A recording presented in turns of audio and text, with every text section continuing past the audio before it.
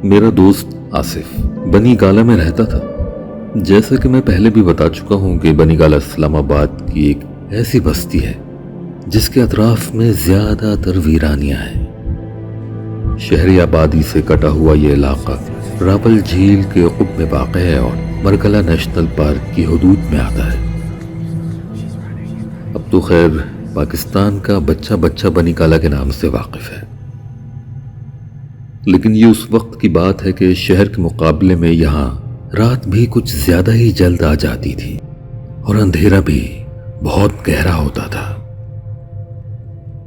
آصف بھائی کا گھر بنی گالا کی مین روڈ پر نہیں بلکہ ان کے گھر تک پہنچنے کے لیے ایک تنگ سا راستہ تھا جو چند وسیع و عریض مگر ویران فارم ہاؤسز اور کھیتوں کے درمیان سے ہوتا ہوا آگے کی طرف، جہاں بائیں طرف 20-25 مکانات کی ایک گلی ہے، جاتا تھا، اور اس کے آخر میں آصف بھائی کا گھر تھا۔ اپنی گاڑی ہو تو آسانی سے پہنچا جا سکتا تھا، لیکن پیدل جانے والے کا خاصا وقت لگ جاتا۔ ایک دن میں ان کے گھر گیا تو آصف بھائی اور ان کی بیگم خلاف معمول کچھ خاموش لگے۔ میں نے آصف بھائی سے پوچھا کہ خیریت ہے، آج آپ کچھ کم کھلکھلا رہے ہیں، لیکن انہوں نے یہی کہا کہ نہیں، ایسی تو کوئی بات نہیں۔ استفسار پر بھابھی نے ان کو ذرا غور سے دیکھا اور مجھ سے کہا کہ یہ آپ کو بالکل بھی نہیں بتائیں گے۔ کیا مطلب، کیا نہیں بتائیں گے؟ وہی جو اس دن ان کے ساتھ پیش آیا ہے۔ کیا پیش آیا آصف بھائی؟ ہوا کیا ہے؟ رہنے دیجئے، میں بتا دوں گا تو آپ بنی گالا آنے سے ہی گھبرانے لگیں گے، لیکن کچھ پتا تو چلے کہ ہوا کیا ہے۔ اب آصف بھائی نے ناراضگی سے بھابھی کی طرف دیکھا اور پھر مسکرا کے بولے، ایسی کوئی خاص بات نہیں ہے، بس یہاں گلی میں کچھ نظر آ گیا تھا۔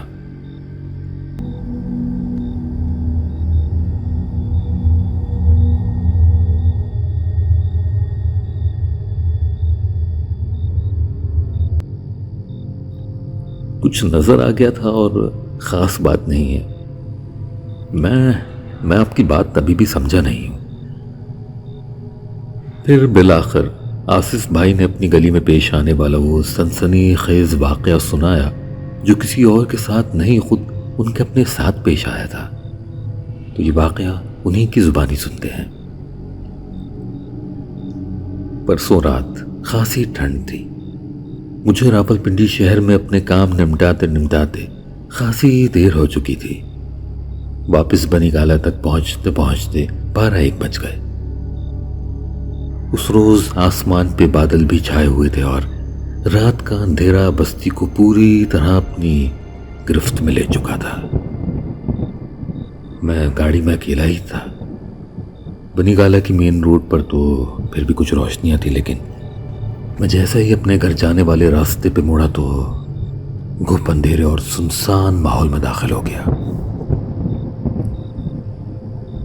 میری گاڑی کی ہیڈ لائٹس اس اندھیرے کو دور بھگانے کی ناکام کوشش کر رہی تھی۔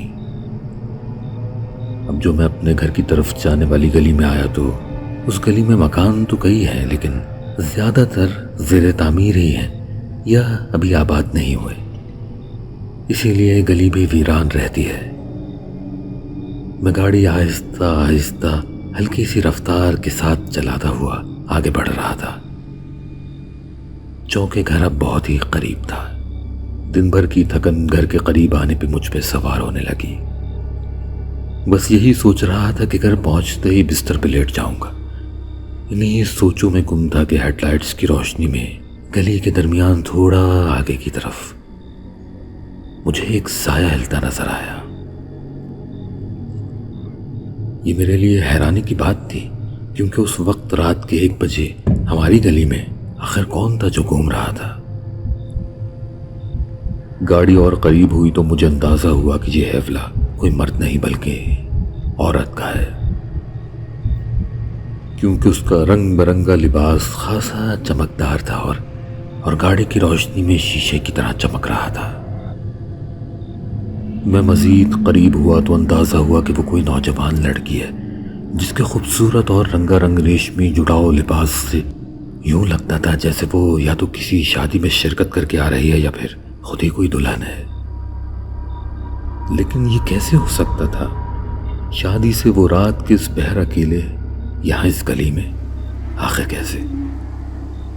وہ اگر کوئی دلہن تھی تو اس وقت یہاں کیا کر رہی تھی؟ یہی سوچتے سوچتے گاڑی اس کے قریب تر ہوتی چلی گئی۔ وہ راستے کے تقریباً درمیان میں ہی کھڑی تھی اور اس کا چہرہ سڑک کی طرف تھا۔ مجھے اندازہ ہو رہا تھا کہ اگر وہ اسی طرح کھڑی رہی تو جب میری گاڑی اس کے قریب سے گزرے گی تو اس وقت اس کا چہرہ میری سائیڈ والی کھڑکی کے شیشے سے بس چند انچ دور ہوگا۔ آہستہ آہستہ میری گاڑی اس کے قریب ہوتی چلی گئی اور مجھے اس کے سفید روشن چہرے کی جھلک نظر آنا شروع ہو گئی۔ میرا دل زور زور سے دھڑکنے لگا۔ گاڑی رفتہ رفتہ اس کے قریب پہنچ گئی اور اس کے برابر سے گزرنے لگی۔ جیسے ہی اس کا چہرہ شیشے کے قریب آیا، اس نے یکدم اپنا رخ میری طرف کیا اور میری آنکھوں میں آنکھیں ڈال دی، اور اسی وقت جیسے ہی میری نظر اس کے چہرے پہ پڑی، میرا اوپر کا سانس اوپر اور نیچے کا نیچے رہ گیا۔ میرے رونگٹے کھڑے ہو گئے اور میری روح کی گہرائی سے چیخ برآمد ہوئی جو میرے حلق تک آتے آتے رک گئی۔ میں ہکا بکا آنکھیں پھاڑے اس کے چہرے کی طرف دیکھتا رہ گیا۔ بلا شبہ اس کا چہرہ سفید روشن تھا، لیکن اس کی چھوٹی چھوٹی آنکھیں، ایک سرے سے دوسرے سرے تک چرا ہوا منہ اور بے انتہا لمبے دانت۔ یا خدا، اس کا چہرہ کسی بھی قسم کے جذبات سے عاری تھا اور وہ بغیر کسی خوف، بغیر کسی پریشانی، بغیر کسی مسکراہٹ کے بس مجھے گھورے جا رہی تھی۔ میرا دماغ دھواں دھواں ہو گیا اور پورے بدن پہ لرزہ طاری ہو گیا۔ میں نے اپنا سر جھٹکا اور ایک دم گاڑی کے ایکسیلیٹر پہ پاؤں دبا دیا۔ گاڑی زور سے اچھلی اور تیزی سے آگے دوڑنے لگی۔ گھر تو قریب ہی تھا، میں چند سیکنڈز میں ہی اپنے گھر کے مین گیٹ تک پہنچ گیا اور آج اللہ جانے کیوں گھر کا مین گیٹ کھلا ہوا تھا۔ میں نے گاڑی سیدھی اندر لا کے کھڑی کی اور انجن بند کیے بغیر تیزی سے نیچے اترا اور جلدی سے مین گیٹ کے اندر داخل ہو گیا۔ گیٹ بند کرتے ہی کسی قدر اطمینان نصیب ہوا، کیونکہ وہ عجیب عورت، کوئی چڑیل تھی، کوئی جنی تھی، وہ جو بھی تھی بہت ہی قریب تھی اور مجھے خوف تھا کہ کہیں وہ میرے پیچھے پیچھے گھر میں داخل نہ ہو جائے۔ گھر کا دروازہ کھول کر داخل ہوا تو اندر بالکل خاموشی طاری تھی۔ بیوی اور بچے سب سو چکے تھے، لیکن میرے آنے کی آہٹ سن کے بیوی اٹھی تو میں ان پہ برس پڑا۔ یہ گھر کے دروازے سب کیوں کھلے ہوئے ہیں؟ تم لوگوں کو ذرا بھی خوف نہیں آتا؟ لیکن میری بیوی چونک کے بولی کہ دروازے تو پہلے بھی کئی دفعہ کھلے رہتے ہیں، پہلے تو کبھی آپ نے کچھ نہیں کہا۔ اچھا ٹھیک ہے، زیادہ باتیں نہیں کرو، جاؤ سو جاؤ۔ میں نے بھی کپڑے بدل کر جلدی سے بستر میں گھس کر کمبل سر تک اوڑھ لیا اور میری بیوی مجھے عجیب نظروں سے دیکھتی رہی۔